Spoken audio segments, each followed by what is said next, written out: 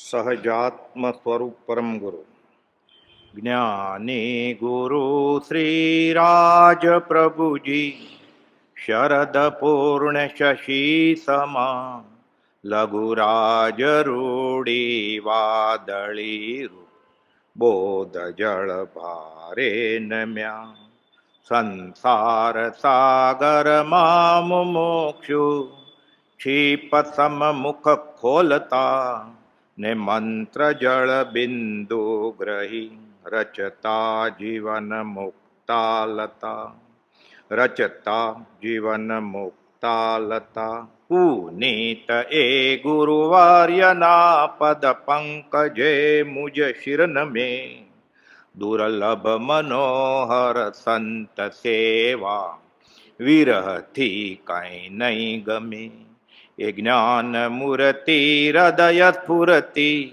આંખ પુરતી આંસુથી નિર્મળ નિરંજન સ્વરૂપ પ્રેરક વચન વિશ્વાસે સુખી વચન વિશ્વાસે સુખી. કયું વચન? જેના વચન બળે જીવ નિર્વાણ માર્ગને પામે છે.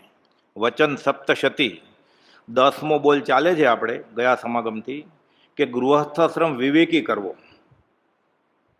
કેમ કે સર્વસંગ પરિત્યાગ કરવાના કોઈ જોગ નથી. કદાચ કરવાના ઈચ્છા થાય ને તો ક્યાં જઈને કરે? ક્યાં સંગાળામાં કરે? અથવા મત દર્શન ઘણા કહે ઉપાય અનેક તેમાં મત સાચો કયો? એટલે કહે છે કે આવો ગૃહસ્થાશ્રમ જે વિવેકપૂર્વક કર્યો હોય ઉત્તમ ગતિ અને મોક્ષનું કારણ થાય છે. અને કદાચ એકાદ બહુ બાકી રહી જાય તો, અને બહુ બાકી રહે તો સમાધિ મરણ કર્યું હોય ને એટલે સમકીતી દેવ થાય, પછી સત્પુરુષના ચરણ પાસે જન્મે. તે ભવે કે ભાવિ એવા થોડા કાળે પણ સ્વસ્વરૂપમાં સ્થિતિ કરે. સ્વસ્વરૂપમાં સ્થિતિ કરે એટલે એનો મોક્ષ થાય. 692મો પત્ર. એટલે ગયા સમગમાં આપણે જોયેલું કે એ સમર્યાદ એટલે આટલું મેળવવું એમ મર્યાદા સહિત વર્તે, સંતોષયુક્ત. મુમુક્ષુને માંડ આજીવિકા ચાલે તો ઘણું છે. કુપોલદેવે કહ્યું 706માં. માંડ ક્યાં? પેટ ભરાય છે, પટારાય ભરાય છે, લોકરે છલકાય છે. આજીવિકા માટે કોણ કમાય છે? અને આ કાળમાં તો ખાસ વિતરાગના માર્ગમાં પગ મૂક્યો ને એટલે પુણ્યના ઢગલા હોય એને. એટલે શ્રીમદ રાજચંદ્રને માનતો હોય કોઈ અંતઃકરણપૂર્વક, અને એને ખાવાનું નથી એટલે ભક્તિ નથી કરી શકતો એવો કોઈ હોય કે બપોરે જમ્યા સાંજે જમાય એવું નથી, પૈસા નથી, આજીવિકામાં ખૂટે છે. સૌભાગભાઈને એવું હતું. ગોપાલભાઈ કહ્યું આજીવિકા અને લોકલજ્જા મિથ્યા છે, તમે ભોગવો તમારા, અમે મદદ નહીં કરીએ. ભોગવી લીધા અને બેફાટ આત્મા હાથમાં આવી ગયો. આપણે તો પરીક્ષા કોણ કરે? આપણને તો એવું કે ગોપાલદેવ તો રીસાઈ જાય. આપણે 250 પત્ર લખ્યા, 255, 568 વાર રૂબરૂ મળ્યા. એમાં બાંધછોડ નહીં થાય કે જ્ઞાની અન્યથા કરે નહીં. તમે ગૃહસ્થ દશામાં છો, તમે તમારા ભોગવો, હું મારા ભોગવું. કોઈનો દોષ નથી. અમે કર્મ બાંધ્યા છે માટે અમે ભોગવીએ છીએ. ગુરુના ભોગવે ગુરુ, ચેલાના ભોગવે ચેલો. એટલે અલ્પ આરંભ અને સમર્યાદ જીવન. આધી રોટી હક્કી આખી ખાએ આપ, જો ચાહેગા ચોપડી કરના પડેગા પાપ. રૂપિયાના 3 આઠાના કરવા છે અને ભોગ ઉપભોગમાં એને સંસારનું સુખ માણવું છે. એને એમ કે આ મનુષ્ય દેહ મજા માટે મળ્યો છે, આ સજા માટે મળ્યો છે. આ 4 ગતિ 24 દંડક જીવાય એનો જીવ પ્રતિક્રમણમાં આવે છે ને, આ તો દંડ છે, આ જેલ પડી છે. એને કરેલા કર્મો ભોગવવા માટે એને ક્યાંક સાધન તો જોઈએ ને. આત્મા તો અવરૂપી છે, એને માર કેમ મારવો? એટલે શરીર આપ્યું, અને કે તને તો દેહાધ્યાસ છે એટલે અમે શરીરને મારીએ એટલે તને દુઃખ થશે. એટલે કર્મની બેંકમાં દંડ રૂપે મળ્યું છે, મજા રૂપે નહીં, સજા રૂપે છે. આ એને એમ કે મજા હશે, આ કે હાશ ભોગવી લઈએ. એટલે ભોગ ઉપભોગના સાધનોમાં એ એટલો બધો ઓતપ્રોત છે કે એનો ગૃહાશ્રમ વિવેકપણે થતો નથી. એટલે કુપોલદેવે વચન સપ્તશતીનો આ બોલ લખ્યો 10મો કે આ તૈયારી હોય પછી આ વિતરાગના માર્ગને તો અનુકૂળ થશે. નહીં તે કરશે તો, નહીં તો પુણ્ય બંધાશે. છૂટવા માટે કામ નહીં આવે. એ પુણ્ય પ્રકૃતિ છે. અને એક પુણ્યની બંધુ પુણ્ય છે, એ વાપરતા વાપરતા એ ઉત્તરોત્તર આગળ વધતો જાય. એટલે પરિગ્રહ પ્રમાણ આપણે 706માં પત્રમાં, 729માં પત્રમાં બધી વાત કરેલી. 14 પ્રકારના પરિગ્રહ એને નડે છે. અભ્યંતર અને બાહ્ય પરિગ્રહ. બાહ્ય તો બધું ગાડી લાડી વાડી, અને અભ્યંતર એમાં મુખ્ય પરિગ્રહ કશાય ન કશાય તો છે જ. મુખ્ય પરિગ્રહ કયું? મિથ્યાત્વ અને પરિગ્રહ ગણ્યું છે. આ છોડે છૂટકો આલોચનામાં આવે છે ને, બૃહદ આલોચનામાં બાહ્ય અને અંતર પરિગ્રહ સેવા જ કર્યા છે. પરિગ્રહ એટલે પરી એટલે બધી કોરથી એને ઘેરે બરોબર પકડી રાખે, પછી આગળ ન વધવા દે. શ્રાવકના બધા વ્રતો, શ્રાવકના 12 વ્રતો બધાને આ દૂષિત કરે. એટલે કૃપાલદેવે ઠેર ઠેર આ વાત કરી છે. એટલે કહે છે સમર્યાદ અને શિક્ષાપાઠ, આખો પાઠ લખ્યો છે મોક્ષમાળામાં 16મો, કે ખરી મહત્તા. એને એમ કે તો જ હું મહાન ગણાઈશ, મોટો ગણાઈશ. લક્ષ્મી, અધિકાર, કુટુંબ ને પરિવાર, આ તો તારું સંસાર વધવાનું કારણ છે. પ્રાય લગભગ ઘણું કરીને બધા જ જીવો ધર્મમાં 30, 40, 50 વર્ષથી હોય તોય કાલ લક્ષ્મી વધારવી હોય, અધિકાર વધારવો હોય, પરિવાર વધારવો હોય, કુટુંબ વધારવો હોય, ન વધારવો હોય તો એ વધે તો આનંદ તો આવે છે ને. એટલે કેમાં આનંદ આવે છે ને? સંસાર વધશે અને નરદેહ હારી જશે એમાં. આ અવિવેકી ગૃહસ્થાવસ્થ્યો ને. પરિવાર છે કઈ ફેંકી નથી દેવાનું, પણ કેમ જીવવાનું? તો અહો સમદ્રષ્ટિ આત્મા કરે કુટુંબ પ્રતિપાળ, અંતર્ગત ન્યારો રહે જો ધાવ ખીલાવે બાળ. આ સંસાર મારો નથી, હું દેહાદી સ્વરૂપ નથી, તો દેહ, સ્ત્રી, પુત્ર આદિ મારા નથી. એ ગાવા માટે નહીં. 108 મણકા પૂરા થઈ ગયા, એક માળ, એક પરમ ગુરુ નિર્ગન સર્વજ્ઞ દેવની, એક સહજાત્મ સ્વરૂપ પરમ ગુરુની, એક આત્મ ભાવનાની. બહુ એને જોમ ચડે તો મોટા દિવસમાં હાર્મોનિયમ પૂરે ગાય આત્મ ભાવના ભાવતા. આ આત્મ ભાવના છે. આ ડગલે ને પગલે ઘરમાં છોકરું તેડ્યું હોય, તિજોરી ખોલતો હોય, પત્ની સાથે હોય, સાથે જાતો હોય ક્યાં, ત્યારે એને વિચારવાનું કે અહો સમદ્રષ્ટિ આત્મા કરે કુટુંબ પ્રતિપાળ, અંતર્ગત ન્યારો રહે જો ધાવ ખીલાવે બાળ. આંગળીથી નખ વેગળા એટલે વેગળા, ધાવ માતા. છોકરાને નવડાવે, ધોવડાવે, ખવડાવે, પીવડાવે. સાચી માં તો મારે ટપલી, ટપલી ન મારે, અને તો પગાર લેવો છે ને. પણ મનમાં શું હોય? આ છોકરું મારી કોખનું નથી, આ સંસાર મારો નથી. મેળાભાઈના મેળ ઋણાનુબંધી મળી ગયા છે. 128મો પત્ર. અનંતકાળથી આમાં જ ભૂલ કરી છે એને. જેના વિના એક પળ પણ નહીં જીવી શકું એવા કેટલાક પદાર્થો. સ્ત્રી આદિક, સ્ત્રીએ વિચારવાનું પુરુષ આદિક, સંસાર ઉભો થયો. આ જ્યાં સુધી નહીં થાય ત્યાં સુધી ગૃહસ્થ વિવેકી કેવી રીતે થાય? આ આવશે, આ તૈયારી થશે, પછી આત્મજ્ઞાની ગુરુ એને દીક્ષા લેવાની આજ્ઞા આપશે. મણિલાલને ના પડી, ત્રિભુવનભાઈને ના પડી. સત્પુરુષોને એને ખબર હોય કે આગળ જતા બે બગાડશે. 10 જણાને કૃપાલદેવે ના પાડી છે દીક્ષા લેવાની. પ્રભુશ્રીજી તો અધિકારી હતા ને, બીજાને આપી શકે દીક્ષા, આચાર્ય થવાના હતા. કયું અધિકારીઓ તો તમે આપજો, પણ પછી પાછું કયું મુંબઈ ઝવેરબિયાની પેઢીએ કે દેવકિરણને ચેલો મૂંડ હોય તો મૂંડે, તમે નહીં મૂંડતા. નહીં તો શું થશે? સર્વસંગ પરિત્યાગ કરીને પણ આ જીવ ઉપાધિ રહિત થતો નથી. કૃપાલદેવ અતો ભ્રષ્ટ થાય. એટલે ગૃહસ્થ વિવેકી કરે, વિષય કશાય કાબુમાં લાવે, સાધક દશા આગળ વધે, તૈયાર થાય, પછી જ્ઞાની ગુરુ હોય, આત્મજ્ઞાની, એને આપે દીક્ષા. એના નેજા હેઠળ હોય તો કાન ખેંચવાવાળો કોઈક હોય તો ચાલે. કૃપાલદેવે લખ્યું છે ઉપદેશાયમાં, જે આચાર્ય પોતાના શિષ્યનો નાનામાં નાનો ગુનો નથી જાણતા, એ ગુરુ થવાના લાયક જ નથી. આ તો આવ નહીં, આવો ભાઈ, હરખા આપણે બે સરખા કે ટોળા વાળવા છે. ના પડી કૃપાલદેવ. સૌભાગભાઈને ખીજાણા, અંબાલાલભાઈને ખીજાણા, પ્રભુસિંહજીને ખીજાણા અને જોટાભાઈને ખીજાણા. ચારેય જણાને શાયિક સંકેતની છાપ આપી છે. એને કૃપાલદેવ ખીજાય કે મારે ચેલા નથી કરવા, માગ નહીં કરતા, રાગ નહીં કરતા. આમ કે પાછા સત્પુરુષ પર રાગ કરવાનો છે. જીવને મહાત્મા પર મોહ જ ના આવ્યો. જૂઠાબેન ના પાડે, તમે અમારા પર રાગ કરશો, અમે રાગ નહીં કરીએ. સત્પુરુષ ઉપર ના આવી દશા છે એની, પૂર્ણ વિતરાગ. અને ગૃહસ્થ એમને મુમુક્ષુ થઈ જશે અને વિતરાગના માર્ગનો અધિકારી થઈ જશે. એટલે તૈયારી કરવી પડે. હમણાં આવ્યું ને, પાત્ર વિના વસ્તુ ન રહે, પાત્રે આત્મિક જ્ઞાન. પ્રભુજી કહેતા શું લેવા આવ્યા છો? ન પરણવું એ નહીં, બ્રહ્મચર્ય. શું લેવા આવ્યા છો? આત્મજ્ઞાન. કેમાં લેશો? પ્રભુજી પૂછતા, વાસણ લાવ્યા છો? કે લાકડાનો ભારો લેવા જાય દોરડું લેતો જાય એટલે બાંધીને લાવે, દૂધ લેવા જાય તપેલી લઈને જાય પહેલાના જમાનામાં, ટેટ્રાપેક નહોતા ત્યારની વાત છે. ત્યારે આત્મજ્ઞાન જોઈએ જ ને કે તૈયારી છે, વિષય કશે કાબુમાં છે, હજી ખાવાના ઠેકાણા નથી, પીવાના ઠેકાણા નથી, અને હું આત્મા છું, હું આત્મા છું. કુપોલદેવ લખ્યું છે ઉપદેશ છમાં અને વ્યાખ્યાન સારમાં 139માં બોલમાં વ્યાખ્યાન સર 1ના કે પહેલા ગુંઠણામાંથી બહાર નથી નીકળતા અને 13માં 14માં ની વાત કરે છે.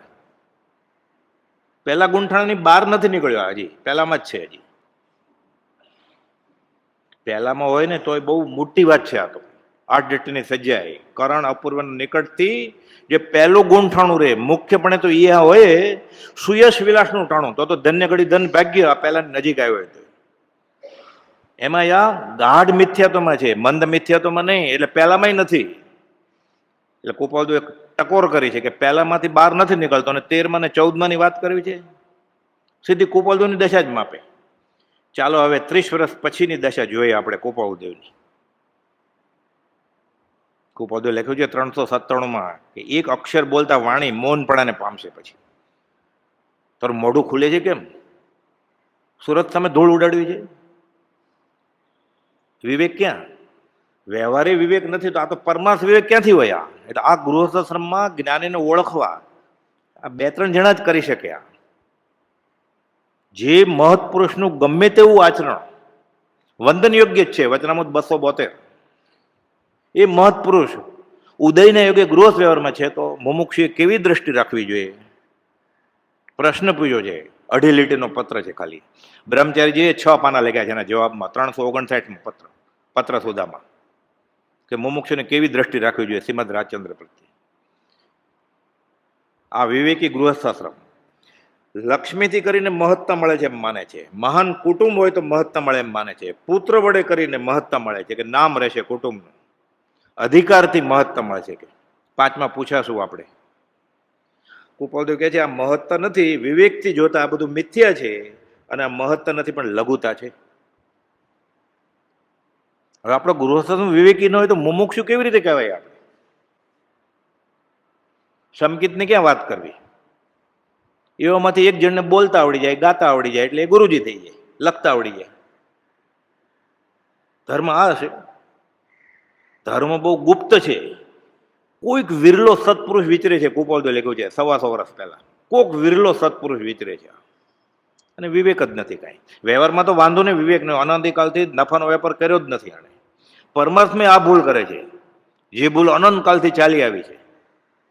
એ છૂટશે ક્યારે? જીવ છૂટવાને વખતે, છૂટવાની જગ્યાએ નહીં છૂટે તો હવે ક્યારે છૂટશે? 534માં કુપોલદેવ પ્રભુજીને લખે છે આ જીવ અત્યંત માયાના આવરણે દિશા મૂઢ થયો છે. બોધ પ્રાપ્ત થવાના યોગે, છૂટવાના યોગે બધા સાધનો મળ્યા ત્યારે પણ હજી આમ કરે છે. પ્રભુજી આ પત્ર વાંચતા ને આંખમાંથી આંસુ થાય, હાય હાય મારી શું દશા થશે, હું સાધુ છું જ નહીં. કે કુપોલદેવને પત્ર લખે રડતા રડતા, હાય હાય હું આ છું. એનું વિવેકપણું નહોતું સાધુપણાનું, આપણે ગૃહસ્થપણું વિવેકપણે છે. આ પત્ર કુપોલદેવે પ્રભુજી ઉપર લખ્યો 534માં કે આ જીવ અત્યંત માયાના આવરણે દિશા મૂઢ થયો છે, એટલે ઊંધી દિશામાં મોડું છે એનું. ગમે એટલો દોડશે મંજિલ આવશે જ નહીં. નરસિંહ મહેતા કહે છે આ વગર વિચારે અંધારામાં દોટ મૂકી છે. આ અનંતકાળથી મંજિલ આવીને નક્કી રસ્તો ખોટો છે. આપણે રસ્તો ખબર નથી પણ એટલું તો ખબર છે કે આપણે જે પકડ્યો રસ્તો ખોટો છે. સંસાર સ્પષ્ટ પ્રીતિથી કરવાની ઈચ્છા છે એને. વચનામૃત 454 એ જ વાક્ય કુપોલદેવે 691માં પાના ઉપર ઉપદેશ શાયમાં લખ્યું છે. સંસાર સ્પષ્ટ પ્રીતિથી કરવો છે એને. લક્ષ્મી, અધિકાર, કુટુંબ, પરિવાર. અને મેં મેં સત્પુરુષના દર્શન કર્યા છે, મેં સત્પુરુષના વચન વાંચ્યા છે, હું સત્પુરુષને માનું છું, હું સત્પુરુષની ભક્તિ કરું છું. કુપોલદેવ વંચક યોગ છે આ તો. આ પ્રતિક્રમણ છે. આ અર્ધમાર્ગથી ન આવડતું હોય તો ચાલે. જ્ઞાની પુરુષને મળ્યા પછી એ સંસારને જે ભાવથી પહેલા ભજતો હતો એ જ ભાવે ભજે છે. છૂટે કેવી રીતે જીવ? આશા જ ના કરે ને જ્ઞાનીને. 2 જણાને ખબર પડશે કે આ શ્રીમદ રાજચંદ્રને માને છે, આંગળી ચીન છે, આ આવું કરે છે, એવા બધા આવા જ હશે બધા. એટલે આને શું કર્યું? પ્રભાવ ના કરી કે માર્ગને વિરાધ ના કરી. આ વિવેકી ગૃહસ્થાશ્રમ. કે છે કે આત્માની મહત્તા તો સત્ય વચન, દયા, ક્ષમા, પરોપકાર અને ક્ષમતામાં રહી છે. લક્ષ્મી, અધિકાર, કુટુંબ, પરિવાર એ તો કર્મ મહત્તા છે. આ મહત્તા નહીં, પરમાર્થે આ લઘુતા છે. આ ગળે ઉતરે આપણને. આ જેને ગળે ઉતર્યું હોય બુદ્ધિથી એ વ્યવહાર સંકિત કહેવાય, અને પ્રતિથી હોય તો સંકિત થઈ જ ગયું કે લક્ષ્મી વધે, અધિકાર વધે, કુટુંબ વધે ને પરિવાર વધે તો એનો સંસાર વધે, નરદે હારી જવાનો. આ બરોબર છે એમ લાગે આપણને? ક્ષમાપના બોલીને વિચારવાનું કે આ ના વાત બરોબર છે ગોપાલદેવની. એવું કઈ ન હોય એમ જ થાય ને. અમે ઘર લઈને બેઠા છીએ તો ઘર ક્યારે નહોતું, એને ક્યારે ઘર લઈને નહોતો બેઠો? એ સિંહ હતો ત્યારે, હાથી હતો ત્યારે, ભૂંડ હતો ત્યારે, ચક્રવર્તી હતો ત્યારે ઘર નહોતું એને. ક્યારે નહીં હોય ઘર એને? ઘરમાં કાઢી મૂકશે ત્યારે ત્યારે તો આર્ત જન્મ હશે. આજે કાલે લાખ વર્ષ પછી કે પહેલા આ કર્યા વગર છૂટકો જ નથી. જો આ સાચું લાગ્યું તો આ કર્યા વગર છૂટકો જ નથી. કરતો નથી એટલે સાચું નથી લાગ્યું એને. હું માનું છું ને ગોપાલદેવને. ગોપાલદેવ લખ્યું 397 ત્રિભુવન માણેકચંદને, માન્યતાનું ફળ નથી, દશાનું ફળ છે. દશામાં દેખાતું નથી કઈ. હું માનું છું માન્યતાનું ફળ નથી, દશાનું ફળ છે. હું માનું છું ચૂલામાં આંગળી નાખે દાજી મરાય તોય નાખે છે, શું થશે? ના, હું માનું છું ને દાજી જેવાય. એટલે ગોપાલદેવ પ્રતિક્રમણ આપ્યું ગુજરાતીમાં, અધમાધમ અધિકો પતિત, સકળ જગતમાં હું પ્રભુજી, સકળ જગતમાં હું. આ નિશ્ચય આવશે તો કોઈ પણ વચન કામ આવશે. જ્ઞાનીના એક એક વાક્યમાં, એક એક શબ્દમાં અનંત આગમ રહ્યા છે. આખું વચનામૃત નહીં વાંચ્યું હોય, આત્મસિદ્ધ નહીં આવડતી હોય તોય ચાલશે. જુઠાભાઈ હતા, આત્મસિદ્ધિ શપથનો પત્ર ક્યાં હતો? તોય ગોપાલદેવ એનું મરણય વખાણ્યું, એની દશાએ વખાણી. એનું નામ જ 7મા પરાયણ રાખ્યું કે શુદ્ધ ભાવની શ્રેણીને તમે વિસ્મૃત નથી કરતા. શું લખ્યું છે? શુદ્ધ ભાવની શ્રેણી તો શ્રેણી માંડે શાયિક સંકેત પછી હોય, અને અંતર્મૃતમાં કેવળ જ્ઞાન થાય જો ક્ષાયિક હોય તો. ગોપાલદેવ એને પત્રમાં લખે છે શુદ્ધ ભાવની શ્રેણીને વિસ્મૃત નથી કરતા. એ આનંદદાયક વાત છે. એટલે શ્રેણી માંડી હશે ને જુઠાભાઈ, તો અંતર્મુખ કેવળ જ્ઞાન થાય એમ કેવું છે. પણ આપણે ગોપાલદેવને જ નથી માનતા, જુઠાભાઈને માનવાની ક્યાં વાત આવે? આપણે ગોપાલદેવને નથી માનતા તો સૌભાગભાઈને ક્યાંથી માનીએ? એટલે મહાવીરને માનીએ તો ગોપાલદેવ ઓળખાય, ને ગોપાલદેવને માનીએ તો મહાવીરને ઓળખાય. સીધા કેમ ઓળખાય?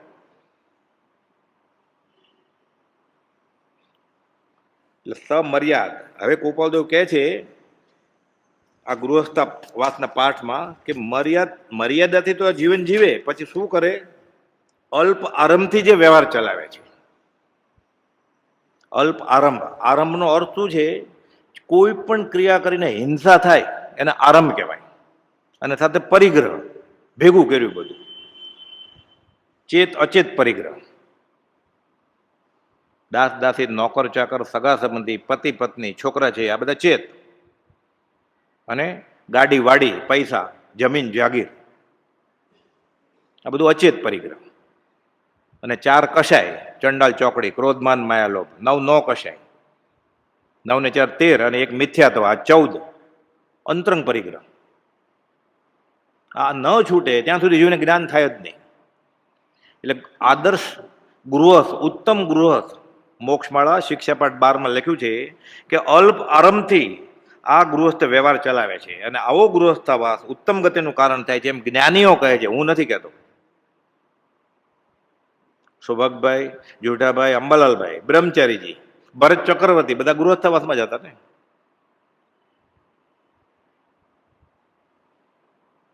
અને પરમ પદને પામે એમ ગોપાલદેવે સર્ટિફિકેટ આપ્યું બધાને. અંબાલાલ પરમ પદને પામશે, જમીન જાગીરના માલિક, છોકરા છૈયા. અને પરમાર્થમાં આપણા કરતા આ બધાને વધારે પ્રતિકૂળતા હતી. અંબાલાભાઈને ઘરના જવા નહોતા દેતા, સૌભાગભાઈને ખાવાનું નહોતું, જુઠાભાઈને ગોપાલદેવને પત્રો જ નહોતા મળતા. અને પ્રભુજીને તો સંઘે બહાર મૂકી દીધા, નાદ બાર કર્યા કે સાધુ ભ્રષ્ટ થઈ ગયા છે, ગૃહસ્થને જ્ઞાની માને છે. એમાં સાધ્યું છે. તો આપણો ગૃહસ્થ વિવેકી કૃપાલદેવ ક્યારે ગણે? અને આપણે વચન સપ્તશતીને લાયક ક્યારે થાય? આ બંધારણ છે કે આ માર્ગમાં આવવું હોય, વિતરાગના માર્ગમાં, મૂળ માર્ગ સાંભળો જીનનો, એના 700 બોલ મહાનીતિ. હજી તો 10મો બોલ જ છે. કોઈ પણ એક બોલ આત્મસાત કરે ને એટલે 699 બીજા થઈ જાય. પછી જ્ઞાનીની નાનામાં નાની આજ્ઞા માને આત્માર્થે, વ્યવહારે નહીં. એટલે પુણ્ય બંધાય. એ પુણ્યની મંદી પુણ્ય હોય, એને ઉત્તરોત્તર આગળ વધારે.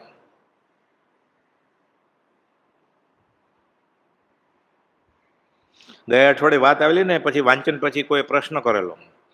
એટલે એ ઉપવાસ કરે, જૈન છે એટલે નહીં, પર્યુષણ છે એટલે નહીં, સ્વાદ છોડવા માટે. એ લીલોતરી છોડે શા માટે? 14 છે એટલે નહીં, લીલોતરીના જીવને અભયદાન આપવા માટે, કે અનંતકાળથી રાત્રે ને દિવસે બધું ખાખા કર્યું જ છે, પીધા કર્યું જ છે. ગોપાલદેવ કે આ ભાવથી એ કરે, યાવત સંકિત થઈ જાય. બહુ બહુ તો આપણે સંપ્રદાય ટકાવો છે, ઓગે ઓગે કરવું છે, એટલે ફાયદો નથી થતો. બધી જે ક્રિયાઓ છે એ બધી કરવાની જ છે. તીર્થંકરે કહીએ સહસ્ત્ર ગમે, એક પણ ક્રિયાનો નિષેધ કરતા નથી જ્ઞાની. અભિગમ બદલવાનો છે. નાનામાં નાની ક્રિયા યાવત યથાર્થ જેમ કહી છે એમ થશે. કુપોદે એમ લખ્યું છે પાછળ કે પોરસીનો સ્વાધ્યાય કરશે યાવત મોક્ષ થશે.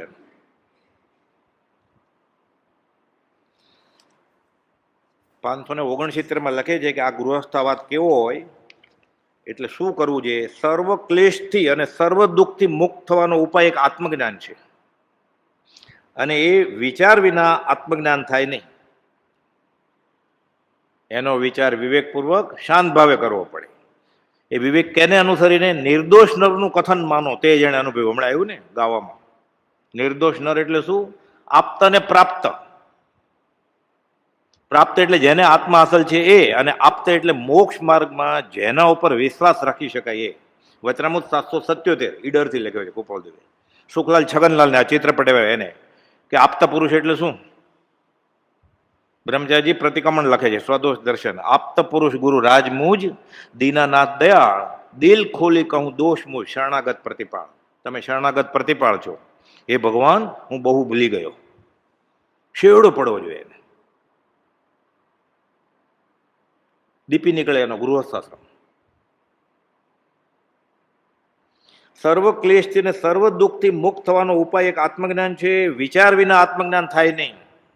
અને અસત્સંગ તથા અસત પ્રસંગથી જીવનું વિચાર બળ પ્રવર્તું નથી. એમાં કિંચિત માત્ર સંશય નથી. હવે આરંભ પરિગ્રહની ક્યાં વાત આવી? હવે કહે છે કે આ થાય કેવી રીતે? આરંભ પરિગ્રહનું અલ્પત્વ કરવાથી અસત પ્રસંગનું બળ ઘટે છે. અસત પ્રસંગ એટલે ધર્મના નામે આપણે જે પ્રસંગમાં જાય છે ને બધી, એ અસત પ્રસંગ છે. અને આગળ કહે છે સત્સંગ નથી, એ અસત્સંગ છે, કુસંગ છે. આરંભ પરિગ્રહનું અલ્પત્વ કરવાથી અસત પ્રસંગનું બળ ઘટે છે, અને સત્સંગના આશ્રયથી એટલે સતનો, આત્માનો, સત્પુરુષના વચનનો યથાર્થ સંયોગ થાય, એને સત્સંગ કહેવાય. આત્માદી અસ્તિત્વના જે નિરૂપક શાસ્ત્ર પ્રત્યક્ષ સદગુરુ યોગ નહીં, ત્યાં આધાર સુપાત્ર. આ સુપાત્ર તો ઉત્તમ ગૃહસ્થ હોય ને, આ તો વિવેકપૂર્વક બધું વર્તન કરતો હોય. વ્યવહારે તો સદાચાર નીતિ હોય જ, પરમાર્થે વિવેક. એને સત અસતનો ભેદ ખબર પડી જાય પછી એને, કે મારે આ છૂટવાનું કારણ છે કે બંધાવાનું કારણ છે. એ બંધાવા જ ગયો છે તો એટલે કોઈ બંધાવાના કામીને છોડવો નહીં. આ દીનબંધુની રેમ નજર છે. આ તો છૂટવાના કામીને બાંધવો નહીં. જે છૂટવા ગયો હશે એ બંધાશે જ નહીં.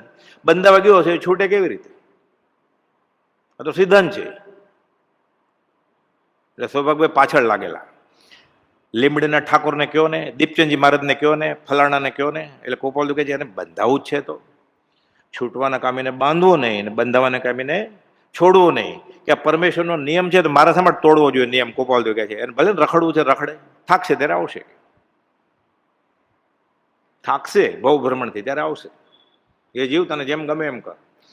કે છે આરંભ પરિગ્રહનું અલ્પત્વ કરવાથી અસત પ્રસંગનું બળ ઘટે છે, અને સત્સંગના આશ્રયથી અસત્સંગનું બળ ઘટે છે. પછી જ જ્ઞાન શરૂ થાય. 506મો પત્ર છે લાંબો, કે આ સિદ્ધાંત બોધ, હું શરીર નથી આત્મા છું, બસ અધ્યાત્મમાં આટલું જ કહેવાનું છે, બીજું કંઈ છે જ નહીં. જૈનેતરમાં, ઉપનિષદમાં, વેદાંતમાં, બૌદ્ધમાં કે જૈનમાં એક જ વસ્તુ છે ખાલી, તું શરીર નહીં આત્મા છો બસ. કોઈ બધા ન સમજાણું એટલે કેવળી તીર્થંકર ભગવાન આ દ્વાદશાંગી રચવી પડી. બીજું કંઈ છે જ નહીં. આ ક્યારે સમજાશે સિદ્ધાંત બોધ? ઉપદેશ બોધ પરિણમશે ત્યારે. ઉપદેશ બોધ ક્યારે પરિણમશે? આરંભ અને પરિગ્રહનું અલ્પત્વ થશે ત્યારે. ત્યારે એ વિવેકપૂર્વક ગૃહસ્થ દીક્ષા લે છે ત્યારે એમ નથી લખ્યું કર્મગ્રંથમાં.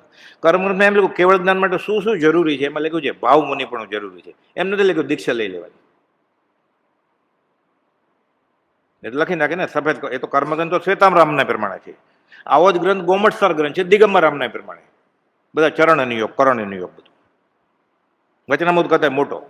કર્મગ્રંથના તો 6 ભાગ છે. એમાં કેવળ જ્ઞાન માટે જરૂરી વસ્તુ ભાવ મુનિ પણ કહ્યું છે. દ્રવ્ય મુનિ પણ આવે જ ને. એને ખબર પડી કે આ વસ્તુ સાચી નથી એટલે ઉદયના યોગે આવશે જ ને પછી છોડવાનું. એને ત્યાગ કરવો કે નહીં એ પ્રારબ્ધને યોગ છે.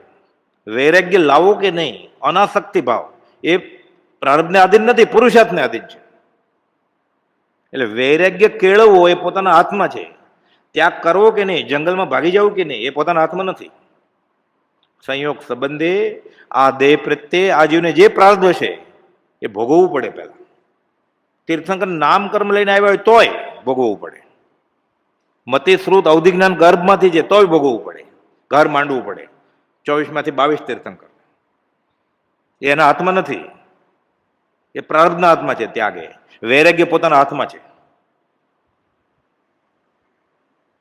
પ્રભુજી સાદી રીતે સમજાવતો, સાવ સમજાય. કોક મને એમ થાય છે આ બધું છોડી દઉં, તમારા શરણે આવી જાઓ.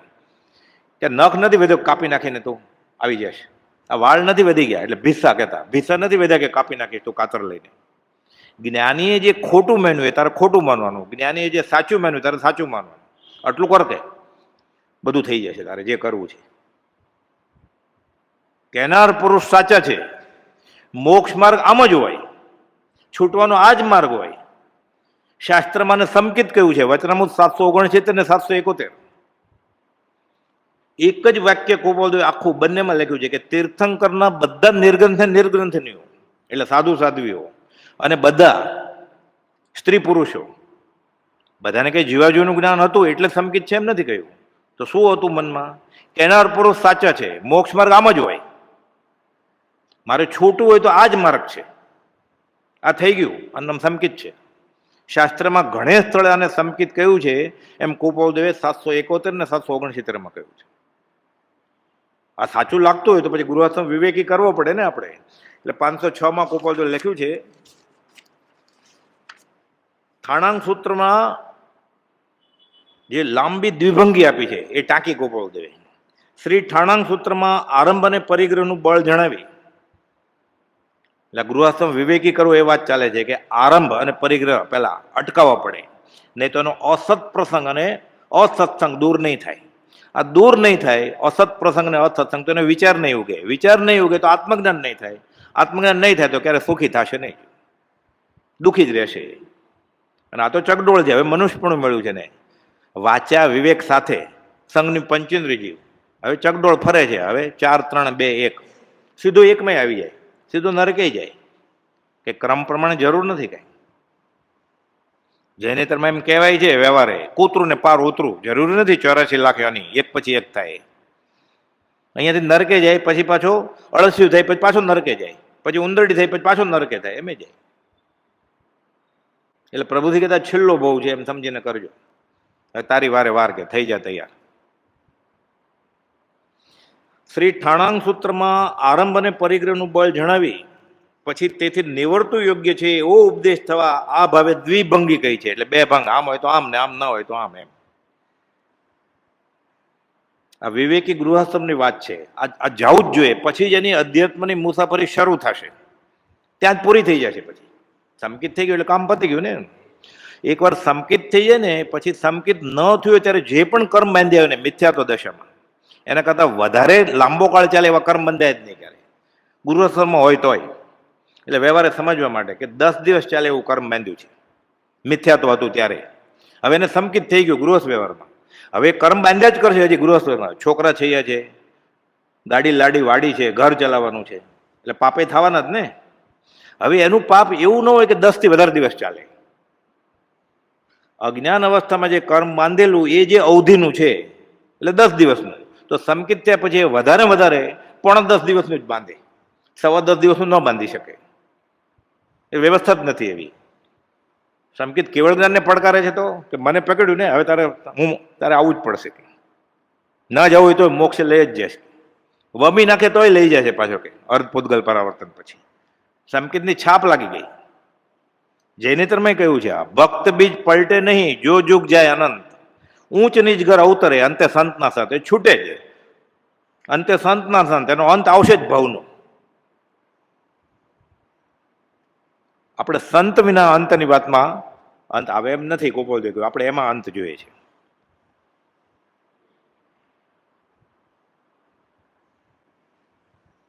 એટલે પ્રભુજીજી કહેતા સંત વિના અંત ન આવે. ગોપાલ 128માં પત્રમાં લખ્યું છે કે સંત વિના અંતની વાતમાં અંત પમાતો નથી. કે સંત ઓળખો છો, સંતમાંથી સત નીકળી ગયું છે, મીંડું વધ્યું ગયું, એને પકડીને શું કરીશ તું? આવું સમજાવતા. સંતમાંથી સત નીકળી જાય તો મીંડું જ વધે ને ખાલી. તું ઈ કર જ કે. કેવું સહેલું હતું સમજાવ્યા. જે શાસ્ત્રો વાંચે સિદ્ધાંત સમજાય નહીં, આવું બધું સમજાવતા. સાથે કહી દઉં બીજું, થોડું વિષયાંતર થશે. અબાધ્ય અનુભવ એટલે આત્મા. હું શરીર નથી, આત્મા છું. કેમ સમજાય? અનંતકાલથી નથી સમજાણું આપણને. આત્મા થેલી લઈને આવતો હોય ને, પાવડો ને ત્રિકમ ને બકડિયા બધું લઈને આવતો હોય, તગારા ને એવું બધું. બહાર મૂકતો એટલે મૂકે કે થેલી બહાર મૂકે. જોડા બહાર કાઢે તો કે બહાર કાઢ્યા છે બાપજી. લાકડી બહાર મૂકી દે, કે લાકડી બહાર મૂકે. આત્મા બહાર મૂકી દે, મૂકાશે? બધું બાદ કરતા કરતા કરતા જે ક્યારે બાદ જ ન થાય, અબાધ્ય અનુભવ જે રહે તે છે જીવ સ્વરૂપ. વાતું પોતે કે આત્મા. કેવું થયેલું? પંડિતો અઠવાડિયું સમજાવે તો છેલ્લે કે સમજ્યા વગર જ છૂટા પડે બધા. આવી સાદી ભાષામાં સમજાવતો કે તમે કોને પકડો છો ભાવના અંત માટે? સંતને.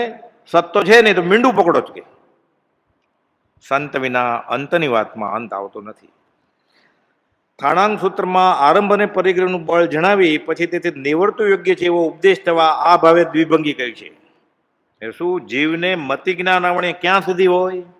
એટલે મતિને જ આવરણ છે હજી. સંકિતની ક્યાં વાત? કેવળ જ્ઞાનની ક્યાં વાત? કેવળ જ્ઞાન થાય પછી મોક્ષ જવાય ને, છૂટાય. હજી બુદ્ધિ જ એની બેડ મારી ગઈ છે કે છે જીવને મતિ જ્ઞાન ક્યાં સુધી હોય? જ્યાં સુધી આરંભ અને પરિગ્રહ હોય ત્યાં સુધી. તો વિવેક કેવી રીતે હોય ગૃહસ્થાશ્રમમાં? આગળ બીજું, અથાણાંગ સૂત્રમાંથી લઈને કુપોલદેવે ટાંક્યું છે. અને કુપોલદેવ પાછું એ રેફરન્સ આપે કે હું મારી વાત નથી કરતો, શુદ્ધ આત્મ સ્વરૂપને પામ્યા છે એવા જ્ઞાની પુરુષે આ જ વાત કહી છે. આગળ જ્ઞાની થઈ ગયા, વર્તમાનમાં છે કે આગળ જે થશે જ્ઞાની, આ જ માર્ગ છે, બીજો કોઈ રસ્તો નથી. અનંત જ્ઞાનીઓનો એક જ અભિપ્રાય છે. બીજું, જીવને શ્રુત જ્ઞાન આવણીય ક્યાં સુધી હોય? જ્યાં સુધી આરંભ અને પરિગ્રહ હોય ત્યાં સુધી. એટલે આપણે ગૃહસ્થાશ્રમમાં આરંભ છોડવાનો, પરિગ્રહ છોડવાનો, એની વાત ચાલે છે. અને નહીં છૂટે તો ક્યાં સુધી આપણે લટકેલા જ રહેશું ભવમાં, ત્રિશંકુની જેમ, અને 14 રાજલોકમાં ભટક્યા કરશે ફૂટબોલના બોલની જેમ. જીવને શ્રુત જ્ઞાન આવણીય ક્યાં સુધી હોય? જ્યાં સુધી આરંભ અને પરિગ્રહ હોય ત્યાં સુધી. જીવને અવધિ જ્ઞાન આવણીય ક્યાં સુધી હોય? જ્યાં સુધી આરંભ અને પરિગ્રહ હોય ત્યાં સુધી. જીવને મનઃ પ્રયોગ જ્ઞાન આવણીય ક્યાં સુધી હોય? જ્યાં સુધી આરંભ અને પરિગ્રહ ત્યાં સુધી. એક જ વાત છે કે આ હશે ત્યાં સુધી આ નહીં થાય એમ. અને જીવને કેવળ જ્ઞાન આવણીય ક્યાં સુધી હોય? જ્યાં સુધી આરંભ અને પરિગ્રહ હોય ત્યાં સુધી. એમ કઈ દર્શનાદિ ભેદ જણાવ્યા. એટલે શું? મતિ દર્શન આવણીય, શ્રુત દર્શન આવણીય, અવધિ દર્શન આવણીય, મન પ્રયોગ દર્શન આવણીય ન હોય, કેમ કે મન પ્રયોગ જ્ઞાન સંકિત થાય પછી જ થાય. એટલે કેવલ દર્શન આવણીય. આ 5 જ્ઞાનમાં, પછી 4. આ આંકડાનું મહત્વ છે. હમણાં કુપોલદેવે કેટલું લખ્યું છે આ બધું, કેટલું જ્ઞાન હશે કુપોલદેવ. એટલે કે છે એમ કઈ દર્શનાદિ ભેદ જણાવી 17 વાર તેને તે વાત જણાવી છે. અને તે આવરણો ત્યાં સુધી હોય કે જ્યાં સુધી આરંભ અને પરિગ્રહ હોય.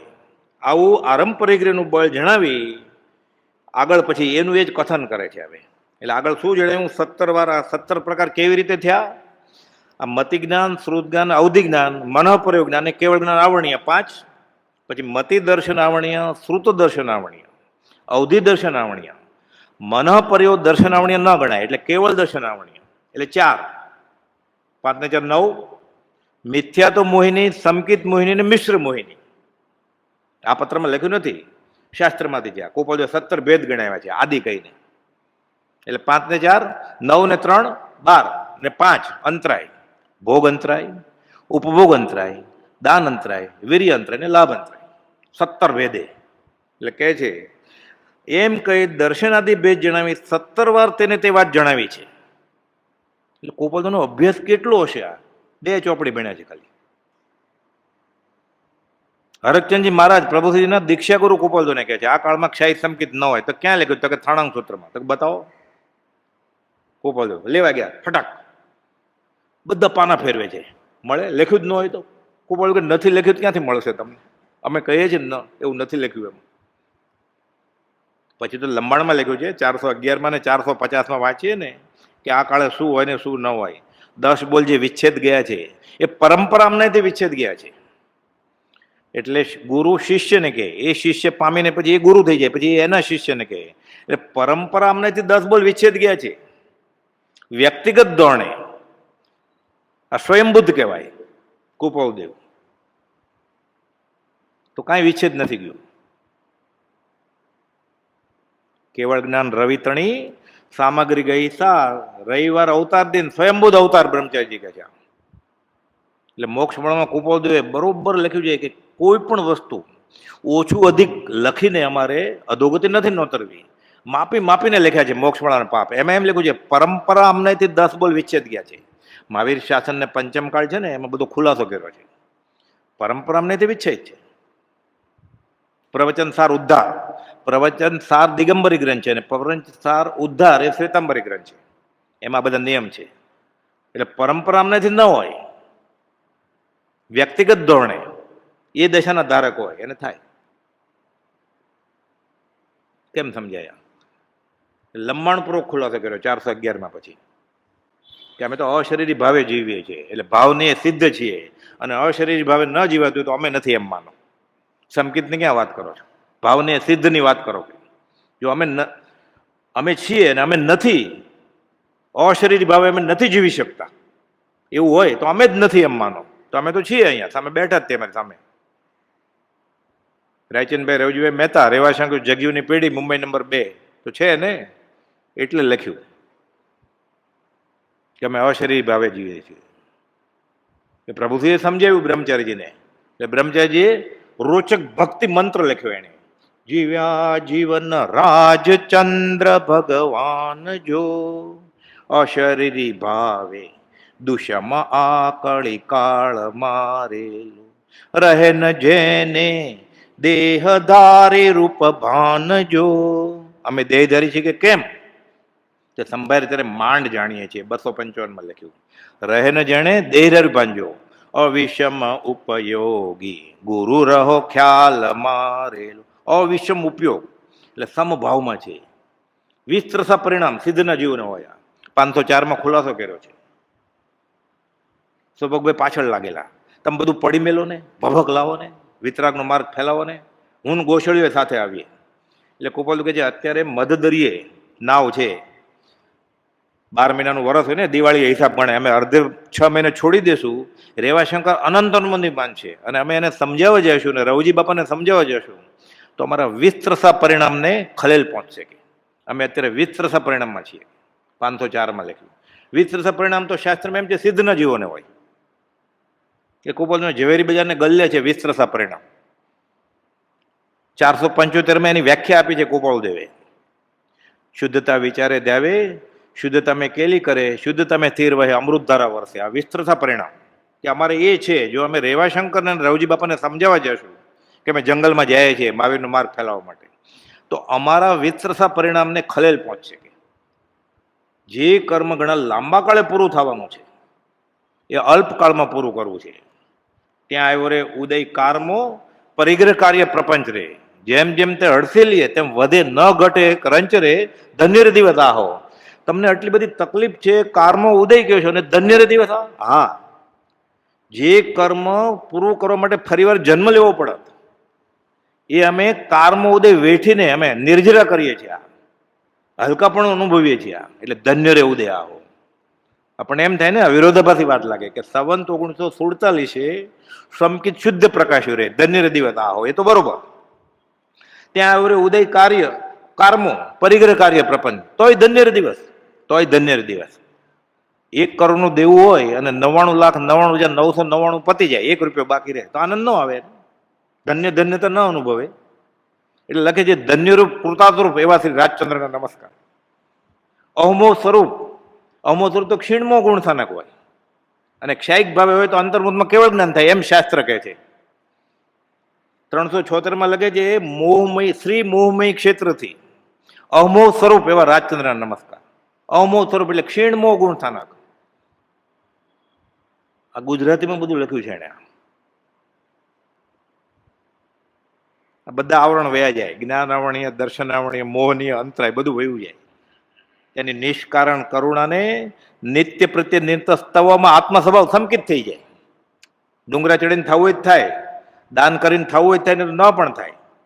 એ ક્યાંથી પૈસા લેવો છે પૂછે ને કર્મની બેંક. બાવાજી નહીં પૂછે કે ક્યાંથી પૈસા લેવા છે, લ્યો કર્મની બેંક તો પૂછશે ને. એક ભેદે નિયમ જગતનો પ્રવર્તક છે. રાગ દેશના પ્રત્યક્ષ બળવાન નિમિત્તો છે, છતાં જેનો આત્મભાવ કિંચિત માત્ર વિક્ષેપ નથી પામતો, તે જ્ઞાનીના જ્ઞાનનો વિચાર કરતા અનંત કર્મોની ભેખડ તૂટી જાય. વચનામૃત 736. સૌભાગભાઈ અંબાલાલભાઈને આ થયું બધું. આત્મસિદ્ધ આપણે બધાને આવડે છે, 6 પદનો પત્રી મોઢે છે આપણને. પ્રભુ મોઢે નહોતો રહેતો, જંગલમાં જઈને પાકો કરતો હતો. આત્મસિદ્ધની ગાથા બોલું છું ને મારા હૈયું ઉભરાઈ જાય છે. તમારી ચિત્રપટની પ્રતિમા મારા હૈયામાં ખડી થાય છે કે અપાસરે ઉપર ચડું નીચે જાઓ કે અહો ઓહો શ્રી સદગુરુ કરુણા સિંધુ અપાર. આપણે ઓહો શ્રી બોલી ત્યારે આપણને શું થાય છે વિચારવાનું. અહો આવે એટલે ખબર પડે હવે પૂરું થવા આવ્યું છે, હવે 5 જ મિનિટ રહી, 3 મિનિટ ખાલી. જે 3-4 વાર જે બોલાવી લેવાની. પ્રભુશ્રીજી ઓહો બોલતા ત્યારે શું થતું હશે એને. લખે છે ગોપાલને પત્ર લખ્યો છે. શું લખે છે? 6 પદની દેશના મોઢે કરી છે મેં. દેશના તો તીર્થંકરની વાણીની દેશના કહેવાય. 6 પદની દેશના મેં મુખપાઠ કરી છે તમારી આજ્ઞા પ્રમાણે. કોઈ બોલતો આજ્ઞા સુરત આજ્ઞા આપવા ગયેલા, એક વાક્ય નહીં, એક શબ્દ સમજાયો 6 પદના પત્રો. પછી કે પાકો કરજો, હું જાઉં છું મુંબઈ. દીકતો ધંધો છોડીને એકલામાં જ 6 પદનો પત્ર સમજાવો. પાકો ક્યાં કરે? એના તરત જ બધા ગૃહ જોવે ને કે આ તો ઝવેરીએ પત્ર લખ્યો છે, એ જંગલમાં જાય. સ્થાનકવાસી પ્રમાણે 3 તીખું તો કરે, તીખું તો આયાણીમ પયાણીમ 3 વાર ગોળ ગોળ આંટા મારે. ઝાડને થડ આગળ મૂક્યો હોય ને પથ્થરો મૂકીને 3 નમસ્કાર કરે.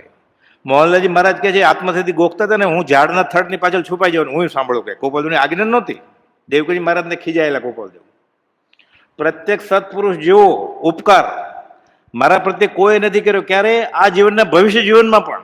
ગોપાલદેવ હયાત ન હોય તોય આના જેવો ઉપકાર બીજા કોઈ મારા ઉપર નથી કર્યો. આ શરત હોય તો હમણાં આત્મસિદ્ધિ વાંચો, નહીં તો નહીં વાંચતા. દેવકીજી મહારાજને ના પાડી ગોપાલદેવ, ગોશાળિયાને ના પાડી, ઠેઠ સુધી ઘરે લઈ જવાની ને ઉતારો કરવાની. સૌભાગ્યનો દેહ છૂટી ગયો પછી જ ના પાડી. ખોટું લાગ્યું. મણિભાઈ લખે છે ગોપાલ કે ભલે ને ખોટું લાગ્યું, અમે બીજા કારણથી ના પાડીએ છીએ. કેમ સમજાય આપણને? એ આપણને સહેજે મળી ગયું છે પ્રભુજીની કૃપાથી. એ લખે છે 6 પદની દેશના મેં મુખપાઠ કરી છે. એ તો આગમના અભ્યાસી હતા ને, જૈન સાધુ હતા, એટલે દેશના કોને કહેવાય તો ખબર હોય ને. લખે સંબોધનમાં તો એ રખાવદેવ એટલે ઋષભનાથ. રૂ લખતા નહોતું આવડતું ઋષભ, એટલે રખાવદેવ લખે. દેવકીજી મહારાજ પછી લખાવે કે શું લખવું તો કે ઋષભનાથ ભગવાન ને ઋષભનાથ એમ કૌંસમાં. પત્રો છે 44 પત્રો પ્રભુજીના ગોપાલદેવ ઉપર. એને નહીં ખબર હોય ઋષભનાથ એટલે હું બીજો મહાવીર છું એટલે હું બીજો મલ્લીનાથ છું ને, હું બીજો નેમિનાથ છું, બધું જ આવી ગયું ને.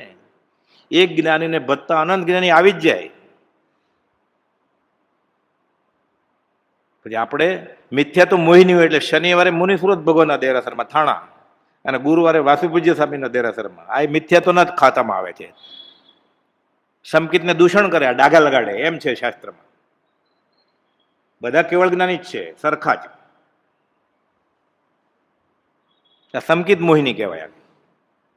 કે એક તીર્થંકર કરતા બીજા તીર્થંકર મને વધારે ઉપકારી છે. પ્રભુજી કે આપણે એ વિકલ્પ નથી કે આપણને મળી ગયા છે કે એને ભત્તા હાથીનું પગલું છે કે બધા આવી જશે કે અનંત 24 બધા ગણધર બધા આવી જશે જ્ઞાની. પછી કે તુંય બાકી નથી રહેતો કે એક કાળનો તુંય ભગવાન જ છો ને કે.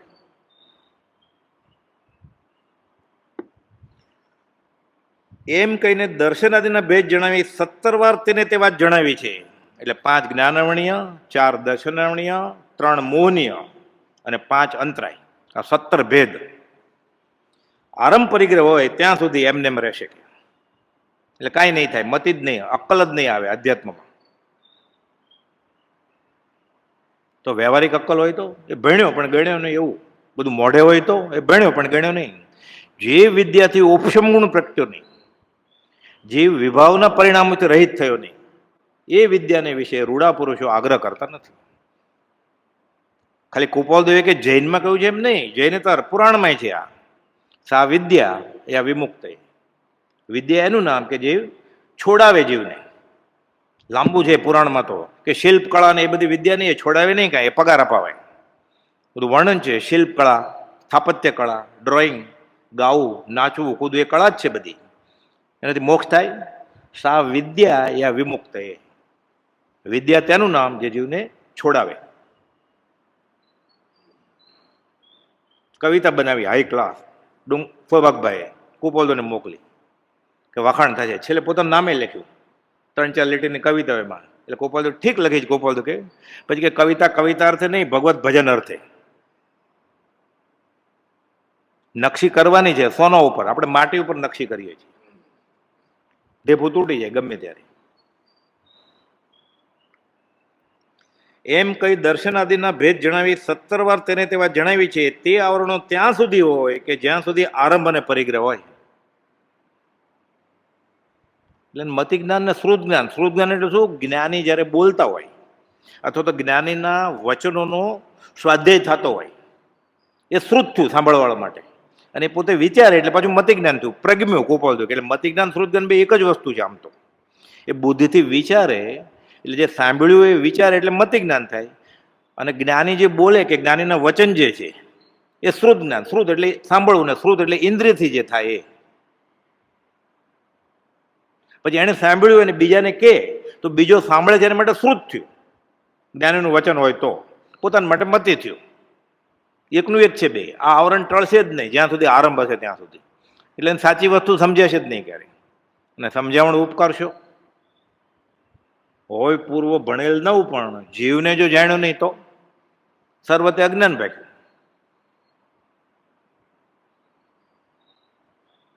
ચૌદ પૂર્વ અંશે ન્યૂન. ગોપાલદેવને અંબાલાલભાઈ પત્ર લખ્યો. આગમની પાઠશાળા ચલાવતા હતા. 139મો પત્ર ગોપાલદેવ જવાબ આપે છે કે 14 પૂર્વ ભણ્યો એને પાછો રખડે. એના આવરણ હોય, મૂળ વસ્તુ જ ન જાણી હોય એને, તો બાકી બધું પુસ્તક્યું જ્ઞાન હોય. એ ક્ષયોપશમ કહેવાય, એ જ્ઞાન ન કહેવાય. એટલે પ્રભુજી સમજાવતા ખોપશમ આત્મા નહીં, ક્ષયોપશમ એ આત્મા નથી. નહીં ગ્રંથમાં જ્ઞાન ભાખ્યું, જ્ઞાન નહીં કવિ ચાતુરી, નહીં મંત્ર તંત્રો જ્ઞાન દાખ્યા, જ્ઞાન નહીં ભાષા ઠરી. જ્ઞાન જ્ઞાનીમાં કળો. જીનવર કહે છે જ્ઞાન તેને સર્વ ભયો સાંભળો. તો બાકી બધું છે એ માત્ર મનનો આંબળો. ગોપાલદેવ આફરો જડ્યો છે. એમ કઈ દર્શનાદિ ભેદ જણાવી 17 વાર તેને તે વાત જણાવી છે. તે આવરણો ત્યાં સુધી હોય કે જ્યાં સુધી આરંભ અને પરિગ્રહ હોય. એટલે આ ગૃહસ્થ વિવેકી કરવામાં આરંભ અલ્પ કરવો જ પડશે. પછી જે શ્રાવક બની શકશે, પછી જે મુમુક્ષુ બની શકશે, ઉદયના યોગે સાધુ થશે પછી. પણ આત્મજ્ઞાન ન હોય અથવા માથે આત્મજ્ઞાન ન હોય તો એટલે ત્યાગ પણ અકર્તવ્ય ભાવે કર્તવ્ય છે. ગોપાલદેવ કે 664મો પત્ર, અકર્તવ્ય ભાવે કર્તવ્ય. એટલે સાધુપણું લેવાનું જ છે. ગોપાલદેવ તો કહ્યું છે યુવાવસ્થાનો સર્વસંગ પરિત્યાગ પરમપદને આપે છે. પણ અકર્તવ્ય ભાવે કર્તવ્ય.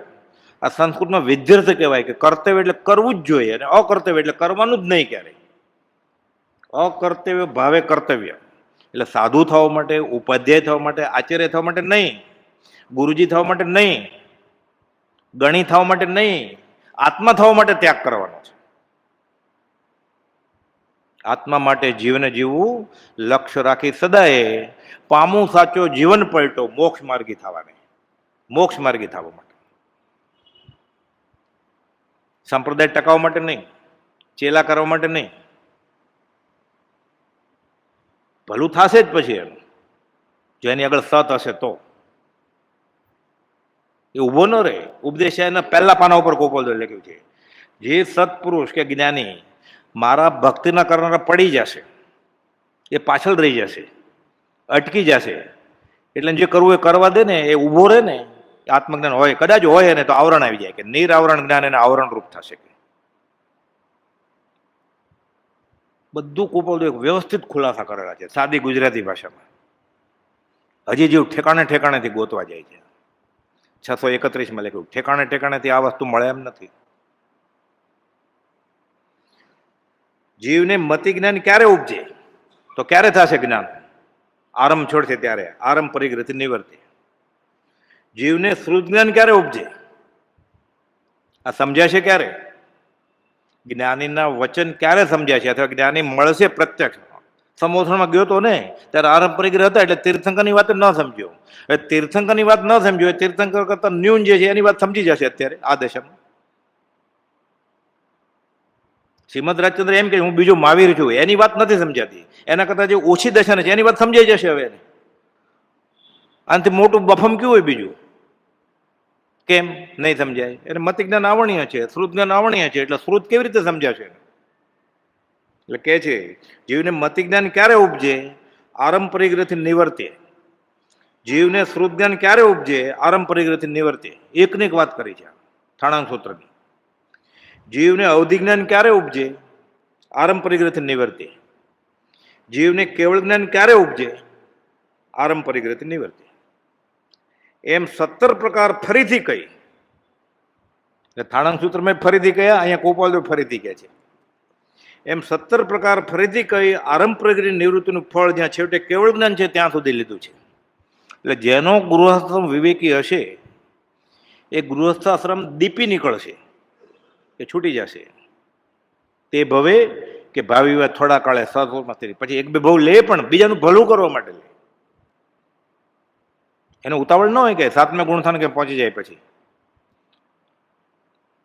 એને આત્મા અનુભવાઈ ગયો છે બેફાટ, પછી કર્મ બાંધી લીધો હોય પહેલા, ક્ષયિક સમકી ત્યાં પહેલા બીજાનું ભલું કરવાના. તીર્થંકર નામ કર્મ બાંધી લીધું હોય તો આવવું પડે. પછી લાખો વર્ષો તક જીવવું, આ મૃત્યુ આજે આવે, એને કઈ ફરક ન હોય એમાં. નહીં તૃષ્ણા જીવ્યાતણી, મરણ યોગ નહીં ક્ષોભ, મહાપાત્ર તે માર્ગના, પરમ યોગ જીત લોભ. લોભ એટલે રાગ, મોહ. રાગ જીતો એ વિતરાગ થઈ ગયા. આ ત્રીજી ભૂમિકાના મુમુક્ષુ છે. પેલા અપાત્રની વાત કરી આપણી.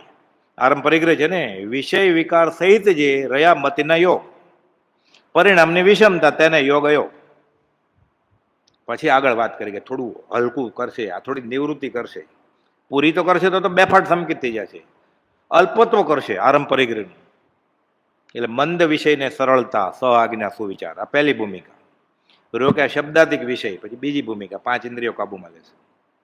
અને છેલ્લે પછી નહીં તૃષ્ણા જીવાતણી, મરણ યોગ નહીં ક્ષોભ, વિતરાગ સદેહે, આ સાકાર પરમાત્માનું રૂપ. સત્પુરુષમાં પરમેશ્વર બુદ્ધિ અને પરમ ધર્મ કયો છે. આપણે તો પરમેશ્વરમાં પરમેશ્વર બુદ્ધિ કરવાની છે. એટલે ગોપાલ જે ઓળખી ગયા ને 4 જણા, એ બધા સાકાર, એને પરમાત્મા તરીકે ભજીએ તોય ચાલે. કેમ? જ્ઞાની પુરુષને પરમાત્મામાં અંતર નથી. આ જ્ઞાની છે ને 4 જણા, સૌભાગભાઈ, અંબાલાલભાઈ, પ્રભુજી, જુઠાભાઈ. જ્ઞાની પુરુષ અને પરમાત્મામાં અંતર નથી. જે કોઈ અંતર માને છે તેને માર્ગની પ્રાપ્તિ પરમ વિકટ છે. વચનામૃત 223. એટલે 4માંથી એકને ઓળખે, એમાં 4માં 3 તો ગૃહસ્થ હતા આપણી જેવા. અને બ્રહ્મચારીજીનો સિક્કો મેરો જાહેરમાં પ્રભુશ્રીજી, એને સમ્યક દર્શન છે, બીજી છાપની જરૂર નથી. મુખ્ય બ્રહ્મચારી સોંપણી. બ્રહ્મચારી આપણે જેમ ગૃહસ્થ જ હતા. છોકરા થયા, પત્ની, એને ઘરના આવવા નતો દેતા. તો કે મેં નિર્ણય લઈ લીધો છે, તમને ખબર છે, એકવાર નિર્ણય લો પછી ફેરફાર નથી કરતો. તો વિનંતી કરતો પત્ર લખે છે. પત્ર સુધીનો પહેલો પત્ર 18 પાનાનો, કે તમને મંજૂરી આપજો જવાની. તમે ન આપો તો મેં નિર્ણય લીધો હોય એ હું બદલતો નથી, તમને નાનપણથી ખબર જ છે કે. પણ છોકરો ત્યાં આપવાનો છે, 5 વર્ષનો બબુ, એટલે શભાશુભંતુ વર્તન કરી એ છોકરો 5 વર્ષનો આપી દીધો અને નીકળી ગયા જગતનું ભલું કરવા માટે. એટલે આ બધા આ દશાના પુરુષો, એ બધાને આરંભ પરિગ્રહ બધું નિવૃત્તિ ગયો હતો, બધા ગૃહસ્થ હતા, એનો ગૃહસ્થ વિવાદ દીપી નીકળ્યો, બધા પરમપદ હાંસલ થઈ ગયું કે 1-2 ભાવમાં કરશે. ગૃહસ્થ જ હતા ચારે ચાર. એ વચન સપ્તશતીને પાત્ર હતા, ગોપાલદેવને વચનને પાત્ર હતા, અગ્રેસર હતા. એ આ વાર્તાના અગ્રેસર આગળ અગ્રેસર બન્યો. એમ 17 પ્રકાર ફરીથી કહી આરંભ પરિગ્રહની નિવૃત્તિનું ફળ જ્યાં છેવટે કેવળ જ્ઞાન છે ત્યાં સુધી લીધું, અને પ્રવૃત્તિનું ફળ કેવળ જ્ઞાન સુધીના આવરણના હેતુ પણ કહી તેનું અત્યંત બળવાન પણ કહ્યું. એક ને એક વાત શા માટે કરી કે તને ખબર પડે કે હાથમાં અંગારો લીધો છે.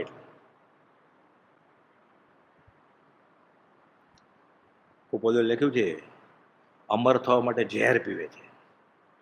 પ્રભુજી જેમ કે ટાઢ ઉડાડવી છે તો હોળીમાં બેઠા, હોળીમાં બેઠો જ ક્યાં, અરે હમણાં ભળતું થઈ જાય છે કે મને ટાઢ ઉડે છે અહીંયા, તો હમણાં ભળતું થઈ જાય છે, નીકળ.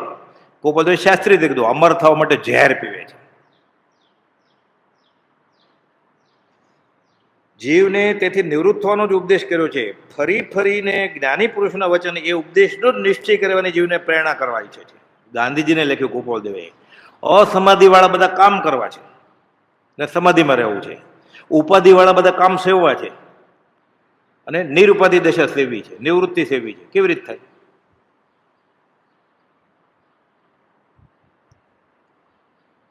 આ ઉપદેશનો નિશ્ચય કરવાની જીવને પ્રેરણા કરવા ઈચ્છે છે. તથાપિ અનાદિ અસત્સંગથી ઉત્પન્ન થયેલી એવી દુષ્ટ ઈચ્છા,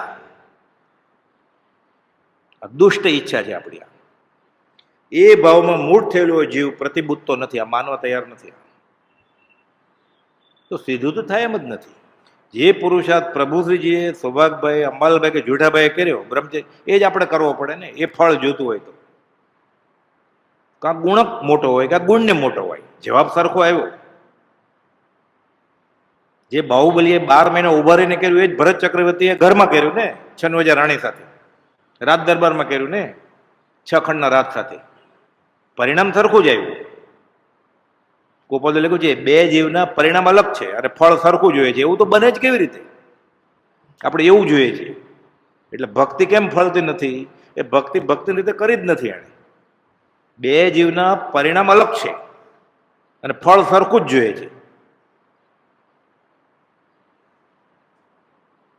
કેવી રીતે બને? એટલે ગોપાલદેવે કહ્યું છે, સમય પૂરો થાય છે, ખાલી એક વાક્ય, વેધક વાક્ય છે આ 609નું 13મો બોલ, કે આ ગૃહસ્થમ વિવેકી નહીં થાય તો શું થશે? જીવે મુખ્યમાં મુખ્ય અને અવશ્યમાં અવશ્ય એવો નિશ્ચય રાખો કે જે કંઈ મારે કરવું છે તે આત્માને કલ્યાણરૂપ થાય તે જ કરવું છે. અને તે જ અર્થે આ 3 યોગની ઉદય બળે પ્રવૃત્તિ થાય છે આપણી ગૃહસ્થ વ્યવહારમાં છીએ આપણે. છેવટે ત્રિયોગથી રહિત એવી સ્થિતિ કરવાના અર્થે તે પ્રવૃત્તિને સંકોચતા એટલે આરંભ અને પરિગ્રહ ઘટાડતા તે ક્ષય થાય એ જ ઉપાય કર્તવ્ય છે. તે ઉપાય કયો? મિથ્યા આગ્રહનો ત્યાગ, સ્વચ્છંદપણાનો ત્યાગ, પ્રમાદનો ત્યાગ અને ઇન્દ્રિય વિષયતા મુખ્ય છે. એ સત્સંગના યુગમાં અવશ્ય આરાધન કરે જ રહેવા. એટલે જ્ઞાની પુરુષ હોય હાથ પગવાળા આપણી સાથે, અઠવાડિયે એકાદ વાર એની સાથે બેસવાનું થતું હોય આપણે રૂબરૂમાં, તો ગોપાલદેવ કે ગોપાલદેવને ઓળખી જનાર જેવા, એવું તો છે નહીં, કર્યા જ રહેવા. અને સત્સંગના પરોક્ષપણામાં, એટલે આપણે માટે પરમ સત્સંગ નથી આપણી પાસે, સત્સંગના પરોક્ષપણામાં તો અવશ્ય આરાધન કરે જ કરવા. કેમ કે સત્સંગ પ્રસંગમાં જીવનું કંઈ ન્યૂનપણું હોય તો તે નિવારણ થવાનું સત્સંગ સાધન છે, કાન ખેંચવાવાળા છે. પ્રભુજીને કહ્યું તમે સાધુ છે ને? ગોપાલદેવે, આપણને કોણ કહે છે તમે મુમુક્ષુ છે ને? આવો એમ જ કહે છે ને. આપણને કોણ એમ કહી શકે કે તમે મુમુક્ષુ કે ના? એ ન હોય તો આપણને કેવી રીતે કહે? સરખા જ છે ને બધા. એટલે શું થશે હવે? ગોપાલદેવ કહે છે જો આ વિવેક નહીં આવે ગૃહસ્થ દશામાં, સત્સંગ પ્રસંગમાં તો જીવનું કંઈ ન્યૂનપણું હોય તો નિવારણ થવાનું સત્સંગ સાધન છે, પણ સત્સંગના પરોક્ષપણામાં તો એક પોતાનું આત્મબળ જ સાધન છે. અજ્ઞાનીના વચનનું બળ, જેના વચન બળે જે નિર્વાણ માર્ગને પામે. જો તે આત્મબળ સત્સંગથી પ્રાપ્ત થયેલા એવા બોધને અનુસરે નહીં, એટલે કુપાલદેવ આજે કહ્યું છે વચન સપ્તશતીમાં 10મા બોલમાં ઉત્તમ ગૃહસ્થના પાઠમાં, ગૃહસ્થ એ પ્રમાણે નહીં કરે, તેને આચરે નહીં, આચરોમાં થતા પ્રમાદને છોડે નહીં, તો કોઈ દિવસે પણ જીવનું કલ્યાણ થાય નહીં. આ 10મો બોલ પૂરો થયો વિવેકી ગૃહસ્થાશ્રમ. હવે અવસરે 11મો બોલ લેશું, સહજાત્મ સ્વરૂપ પરમ ગુરુ.